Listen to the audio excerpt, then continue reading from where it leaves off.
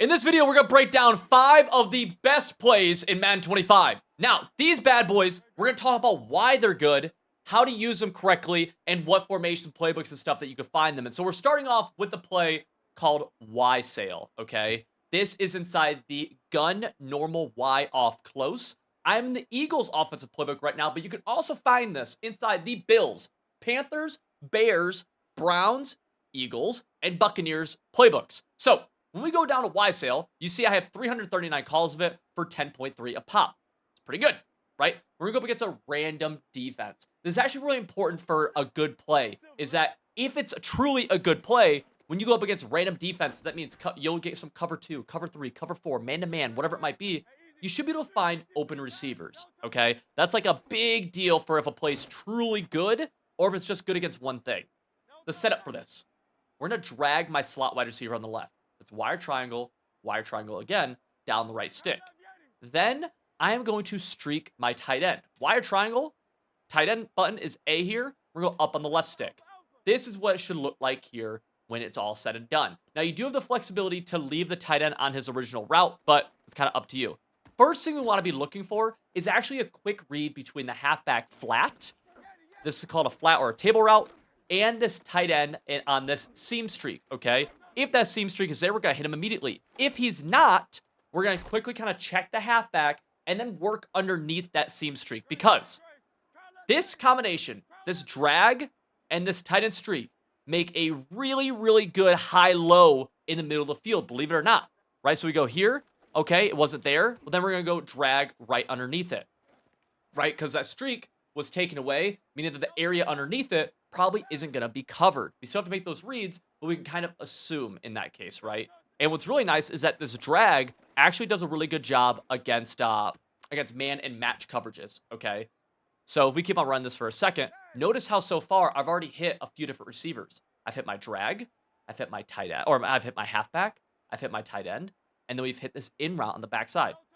Not there, not there. Okay, guess what? Right underneath it is there, right? That defender who took away that tight end seam streak, he was too far up to defend this drag, okay? Now, if let's say it's, all defended, we then have this in route going above the drag, but a little bit later. All right, so we have him almost as our last read here. Notice how I haven't really talked about this fade. This is more of a coverage bomb. It can be open in certain situations, but it's not my favorite thing ever. In College Football 25, it's very good if you have takeoff. But I'm not going to... Usually on these types of plays, like this guy's more of a pull route to push things to the sideline and deep. Although there are situations you could hit him. We'll go drag right here. Big key, though. Notice I've hit 4 different receivers on this play. That's what makes a play truly great. If you're just spamming one receiver over and over, it's probably a good play. That route might be nice. But if you play against anybody who's decent on defense, they're not going to let you do that consistently, right? If you're a good defensive player, If you're a good defensive player, though, you're not going to let someone spam one route on you. So we want to call plays that have numerous people who are able to get open. That's what we're able to do here. And we're able to beat... We've had somebody open pretty much every single play. I think we've only thrown one incompletion, which was that drop on the hit stick. Maybe a bad read. I don't know. We probably had other people open, too. Right there with that halfback, right? Sometimes it could be easy to miss this halfback and take it for granted, but it is something that we do want to be able to hit just because we want them to have to respect all areas of the field. Think about this. We're making them defend the quick seam and the deep seam, the quick flat, underneath, right, and underneath the entire middle, and then the intermediate middle as well. There's a lot of different areas of the field they have to worry about.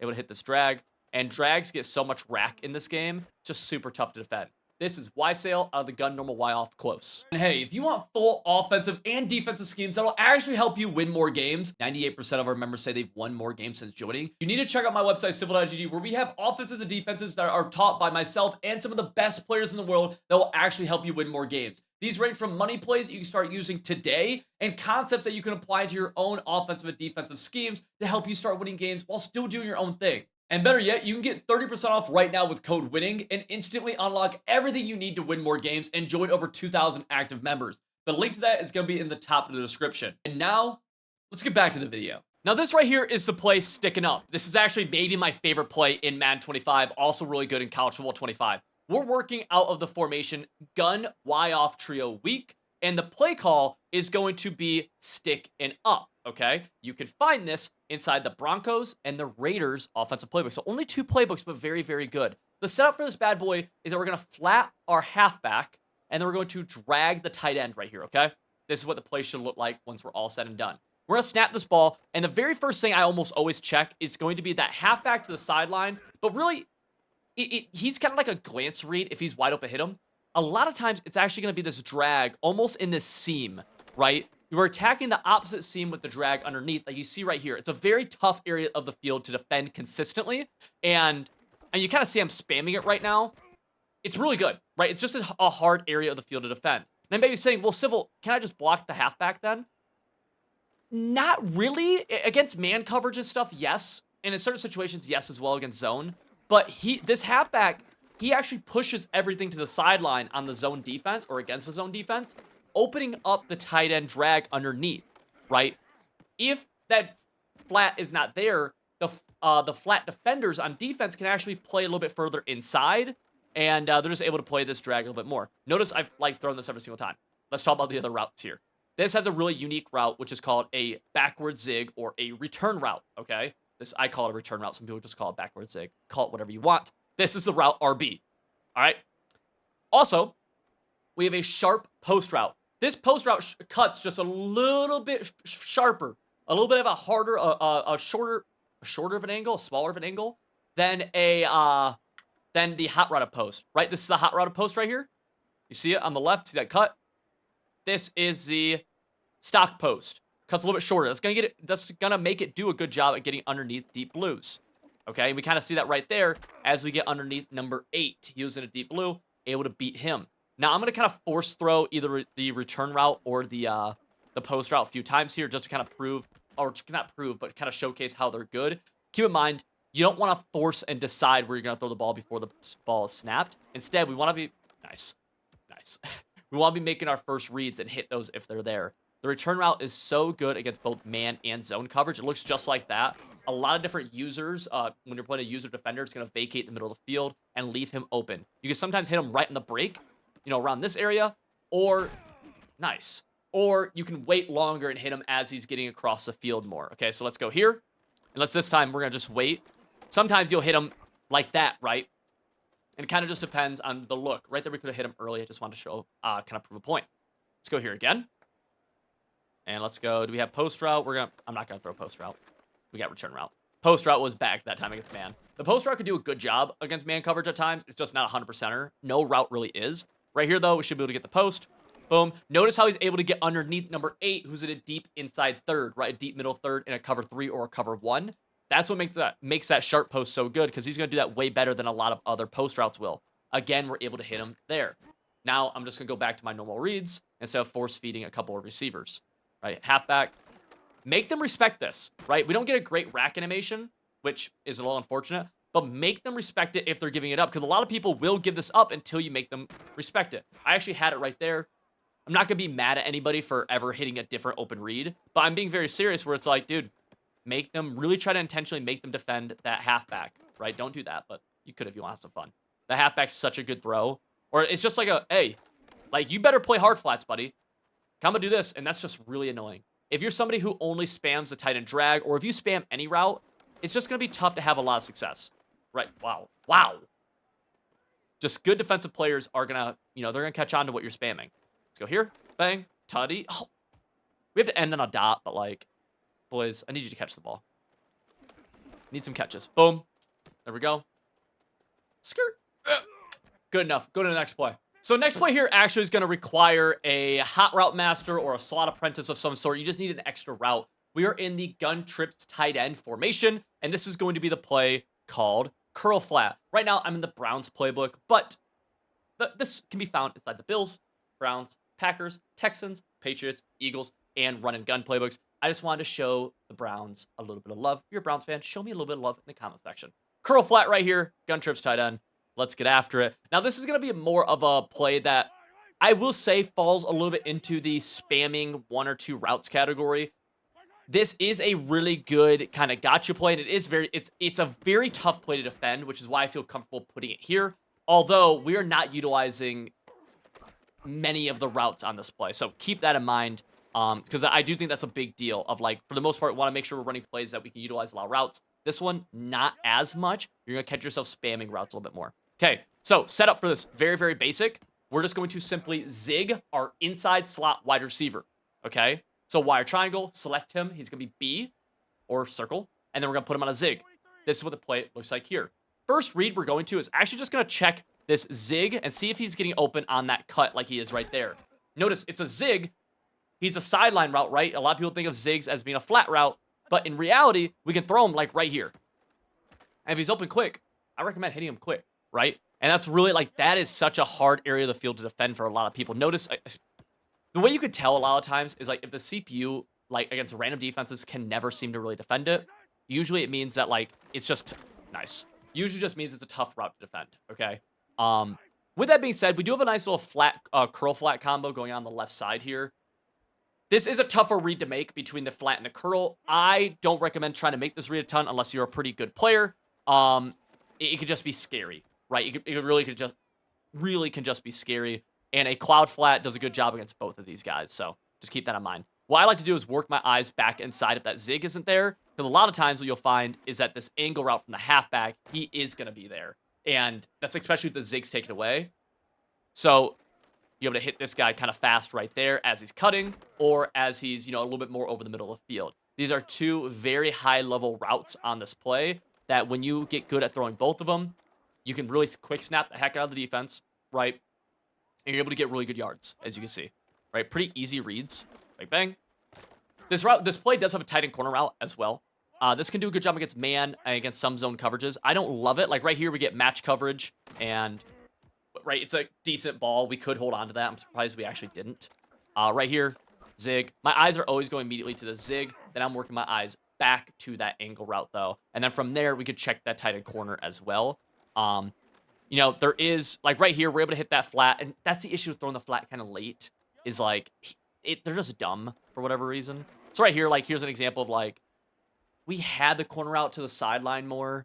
That was a bad pass lead by me, but like we kind of had him. We might be able to get him right here, actually. Like it's cover 2. You can get him. Cover 2 hard flat. You can get him. It's just not the best ball ever. Right here, like we have him. Wow, we have him open. I'm telling you, we have him open. Right there is the best example. Like we have this dude open right here. I'm just overthrowing all of them. Whatever. You guys get the idea. You're smart cookies, okay?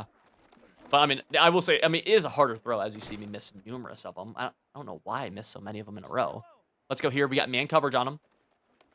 He's open by step. There we go. He beats man. He does a good job against man. We go here. Man coverage again. Zig, open, bang. And you have big rack potential as well, just with all kind of underneath routes against man. The game really struggles with those defenders to be able to catch up. And even, like, that will happen a lot against zone, where you get a huge play off the zig. So we got a play here that's been popular for this entire year, and we're talking about bench pivot. This is going to be out of the gun bunch. You can also find it inside the gun bunch offset, but when we're in the gun bunch, we're running it, you can find it inside Falcons, Ravens, Raiders, Jets, and the spread offensive playbooks. We're going to go bunch right here. We're going to scroll down, bench pivot, and we are going to go up against a random play on defense. Then we want to flat our halfback and drag the tight end. Looks like this right here. Whenever I show these, make sure you take a screenshot if you want to, right? Let's snap this ball. First thing we're checking for, whenever we have these little, like, drag flat concepts, right? Very similar to what we had on sticking up a few plays ago. We want to check that drag in the little seam, okay? So, boom, right? We're trying to make that quick read on that left side. But then we can actually work our eyes back to this pivot route, this little bit deeper zig that's happening here on the right. So we have this. And you see me hit it a few times now. Right here, we're just going to hit the open drag. That's where my first read is. But we've hit that reverse zig, or not that reverse zig, that deeper little zig a few times, okay? So immediately checking left side, there, no, okay, boom, right? So you're kind of making very quickly, you're kind of seeing 3 receivers, right? Like you really are. Let's go here again. Bang. Pass lead inside. Awesome. Now, that out route to the outside on the right side, gee, that's an out route to the outside on the right side. He can be open against different things. Like right here, you see we have him against off coverage, and he drops it, but that's a good ball. I like that throw. It's not you have to hit him a little bit quicker. The reason that he's not early in our read progression, though, is that the likelihood of him being open is just lower than the other routes. But like you see here, if you notice that they're playing off a little bit, you can check him quickly, and you might be able to hit him like that, right? So just keep that in mind. He does develop fast to where if your eyes are there, it's going to be harder to hit that drag at the same time. So that's kind of a decision you have to make a little bit pre-snap. So right here, like, I wouldn't really check him as much. Although, you know, maybe you could have thrown him. Now, the final read on this play is back over the middle of the field. We have a deep in route. Whenever you have these deep ins, they're typically going to be your final read, right? Like, nothing's there, nothing's there, nothing's there. You're going to work back into the middle of the field. Obviously, right there was kind of me just, like, being dramatic with it. We had other stuff open, but that's kind of how that would look, right? Nothing, nothing, nothing. I don't like anything. Okay, we're going to work our way back into the middle of the field then. Right, of course, if you have something, take the open ball. Don't wait on the in route. That's purely, hey, if everything else is covered, he's probably going to be open, right? That means literally just the way this route combo develops is that if everything else is bagged, this should be open then. Because it's just like there's no way they're defending the drag, the return route, and everything else with the and also defending the middle of the field. Like, it's just very, very hard to do. And for what it's worth, all of these are recorded on we're on all Madden for these, by the way, just so you guys know. Yeah. Let's go here. Bang. And again, like, we have a situation where we've been able to hit numerous routes, and that's a big deal whenever we talk about any of these types of plays, right? Curl flat, a little bit of an exception. We're really, like, forcing 2 routes typically. This does a good job against man zone, random defenses, yada, yada, yada. Hurdle. And Kyle Pitts a CTE. Great play, though. Next up, we're talking about the play motion Y post. You can find motion Y post inside of the Lions, Raiders, and Philadelphia Eagles offensive playbooks. This is actually probably my most ran play this entire year, for at least for the majority of it, until maybe a little bit more recently. We are in the gun trips tight end flex formation. This is what motion Y post looks like. Now, a lot of people get caught up in this motion route, and there's a lot of use for it, okay? With that being said, for the main setup that I like to run, we don't use this, okay? That doesn't mean there's not good setups of it. We're just talking about one setup, though. What we want to do for our main setup of this play is simply take our motion wide receiver, put him on a drag. That's the play.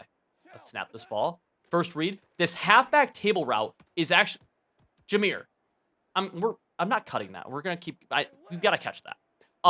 This halfback table route, though, is actually a little special because he goes a little bit deeper than the normal flat route would. And I can show that to you. Look where he gets to. He's getting to just underneath that 25-yard line, okay?